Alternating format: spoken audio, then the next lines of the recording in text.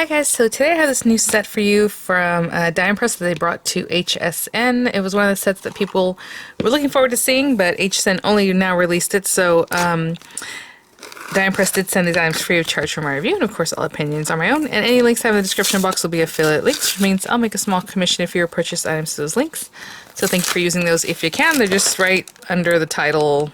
However you expand the description box, it depends on how you're watching, how that gets done. But this is the Vintage Classic Stamps and Dies.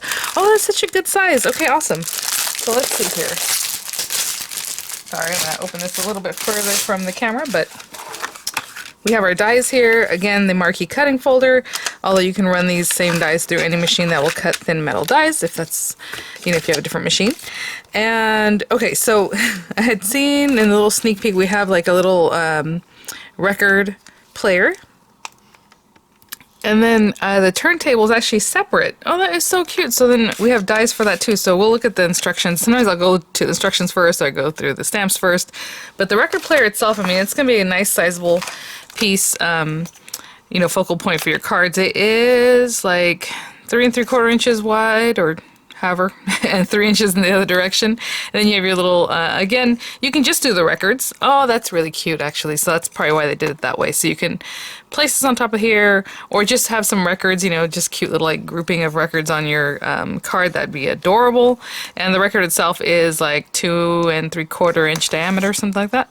A little old school TV, as you can see there.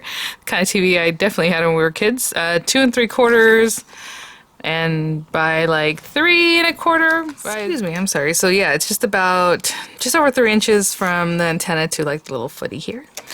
And Miranda calls me feet footies, whenever it's something about that. I always say footy. Miranda's my little daughter. And look at the little like roadster. It is about 4 inches long, a little 1.5 inches deep there, and then from there we have some other little items like the roller skates, super adorable. The cassette, of course. I still have my cassettes in my old Corolla, and it wasn't even that old. It still accepted cassettes, but since then we've moved on to other cars. But I always thought that was awesome. But I do have one, just an old, I guess, boombox that'll still play cassettes, so I guess that's good. But we have Is a Hit. Okay, so you're going to mix and match the sentiments on some of these. So like this little game show, you can kind of like stamp that in the screen. We have Happy Birthday to You, Evening News, cute little like lightning and other things that will help you decorate your records. Oldie but a goodie. Good time. Well, Let the Good Times Roll. For the Record. You're Not Old. We have But Cool, Your Vintage, Your Classic, Hope Your Birthday, and then of course mixing matching. And here we have the needle, or the arm, should I say, I guess the arm holding the needle for your record, a record player. So let's check this out. Oh, how cute! I was wondering if the little lightning was for like the car, but you can put it on the little roller skate. So again, we have our record player. I guess a lot of times people would just call it like a turntable, but either way, all the different pieces, whether it's the stamping, die cutting, and then you can place it all together. That is adorable. And then here we have the little TV. Again, you can stamp in the center there, evening news and all that cute stuff. The roller skate, again, you can put like the little, I think this is very typical of how they looked back in the day, but like the little rainbow, we have a little star, a little heart, again, a little lightning. We have our little rockin' roadster there, and then just a cassette, and then different ways to play up the record player. Oh, how cute that even has like a half circle, so you can do it different ways. And then, we have the 78s and the 45s, the different sizes here. Super cute. And then all the different wording, and then just some inspo there. So what I'm going to do is grab some paper and whatever else I need to start our creation. Okay guys, so I think today I'm going to use a little TV, and I'm going to take this little guy. And with these old TVs, if you recall, they're generally like brown, maybe black casing, but it usually was like a brown casing, and maybe we'll do something fun just to not just keep it black and brown, but I'm going to color that in, so it'll be pretty quick to get this guy going.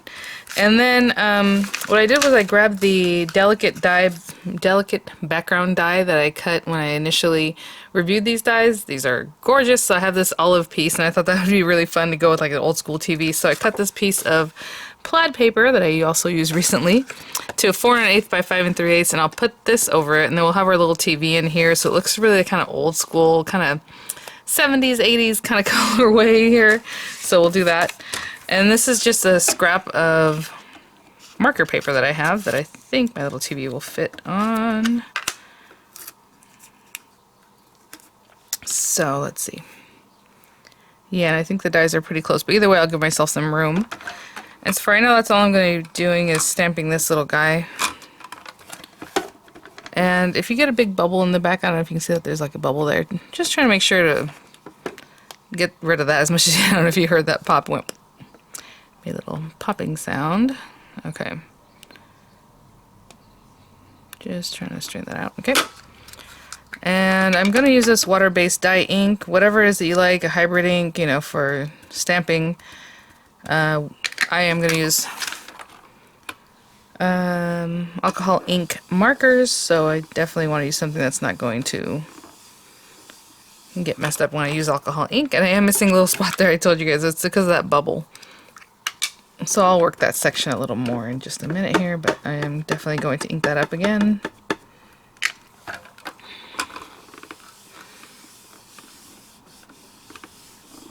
Trying to get in there. I can see that right there.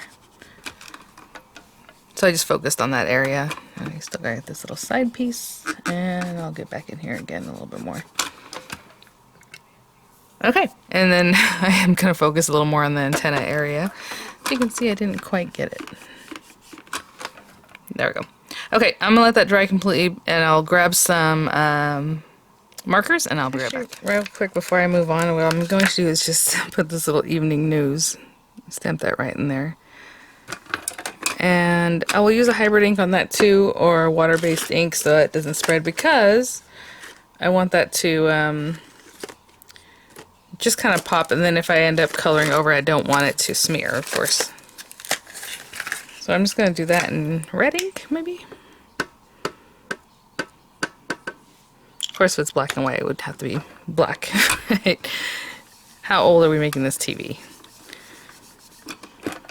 That's cute. Let me get this bottom corner. Okay. Aww. Okay, I'll be right back. Okay. So TVs back in the day were pretty boring. I guess they probably still are, because even the casing is black or whatever it is right around the edge that you barely see anything of. But I'm just going to start with something like this. I probably should grab some black, but I think for like this little part that holds the antenna, I'm just going to go in with some gray. And not too much, and then maybe more around the very bottom edge. So just a little accent.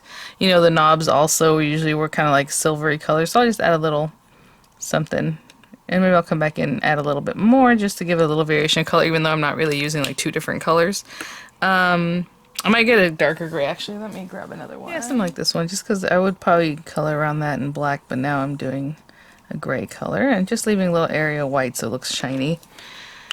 And then, you know, we can come in and do some gray in the screen, because the screens, honestly, when they were turned off, were like really gray.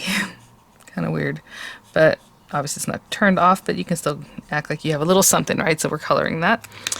This could also be silver. I did grab some orange just to be fun, so I'm going to do this in orange. Again, just to add a little something different. So I'm going to kind of come in here. But typically these guys were pretty boring. I'll probably come in with a darker gray to finish this panel, even though normally they were like black. So I don't want to go too dark in there. But I will add some orange medium like in here, and then I'll spread out using the lighter orange again all around this area. So again, this is a really little quick one, and if I get it in the wrong spot like I did there, I can use my blender and get rid of that. And all that is just taking your blender and pushing it, just leaving it in that area, and it'll push the color through to the back of your paper to get rid of it. Okay, something like that. Again, I'll get a darker gray for this, and then for the, I guess back in the day we used to call them consoles and stuff, it just depended. But I'm going to, oh, you know what, I need chocolate. I had grabbed neutral dark for some reason, but I have light and dark. That's probably going to be good enough with the chocolate. So on the top of here, all in here, and I'm only doing a little bit because I'll come back through and blend everything in. So again, just in there, and the little legs, and sometimes they had like gold bottoms, so maybe I'll get a yellow for that part because it was like fancier. This is just all from memory. Maybe I'm actually recalling it wrong, I don't know, but let's go dark brown. And then I'm just going to blend those colors through just like I did before, just going back over the same areas completely. And then, like I said, I'll add a little yellow to mimic like gold feet down here on the very tips, okay? And I'll be back. So I'm just going to grab the dye for this little guy. And I can pretty well see the little feet and everything, but just to make sure I have it in the right spot, I'm going to run this through with a scrap of paper. And that looks something like this. So I'll cut a scrap, maybe from over here better. A little smaller. And this is what I call aperture trick or guiding window or whatever you want to call it, but basically I'm going to put that there. And I'm going to put a little bit of this on the inside. And we're going to take this little guy and a folder. That one's too big. There we go. And of course your marquee comes with a new folder every time. Let me back up just a little bit. But I'm using one that's been lubbed here. And put this in here. Oopsie. And all I'm doing, sorry, I can see that was shaking a lot, so I'll just edit. But either way, you just run it through, and you have your piece here. Now what you're going to do now is only remove this, okay? And we're going to keep it hinged, and all we're going to do is look through this, and that is going to help us just see where we're cutting. I know it's hard because it's white on white, but you can see the guiding edge, and that's helping me see my little antenna and everything. Antennae? What are we talking about? I don't know. Stick that down, and then I always get another piece to stick that down to. I'm taping the guiding window to the die cut item so it stays. So I have a couple places where it's going to stay. I'm just going to run this through, and I'll be right back. It's coming out. And I had mentioned before in other videos, I always just kind of flip-flop. You can cut on this side, you can cut on this side, you can cut on this side, you can cut on this side. So always just kind of turn your folder and cut wherever you would like, so there's pieces out. And then people ask if I keep these little guiding windows. You can. I mean, if you don't want to do it again next time, so you know, it's up to you however you like to store things, but generally I cut a new one. It just depends. But look at that. So nice. Okay. Bring my card base back. What I'm going to do in the meantime, I'm going to glue down my matte layer and my little topper, and I'll be right back. So we have that again, just kind of old school colorway, and we have this little guy, and I'm gonna pop that on there. And then, you know, we have lots of different things we can use here. I think I'm going to do You're a Classic. So I'm just going to, I think, stamp this. Let me see. I'll stamp it on some white paper, and then I'll probably just die cut it out, so I will be right back. Beautiful die. It's actually from the Stay Wild set that did sell out on Diamond Press's website, but I'm going to use that to cut this little guy, and then I'm also going to cut it out of like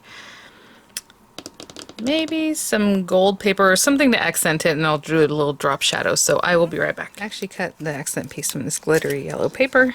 Just want something to kind of break up a little something. Look at that, so cute.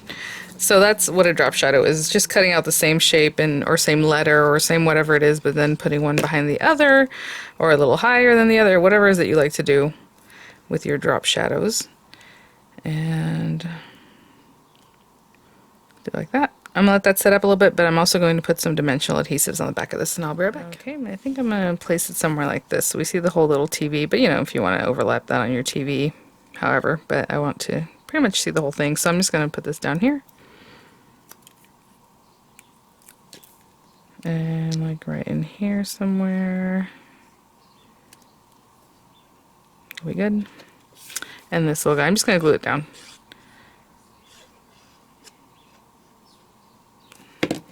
And there we go, just like a little old school feel, like the little kind of avocado green, or you know, that kind of feel going on back there.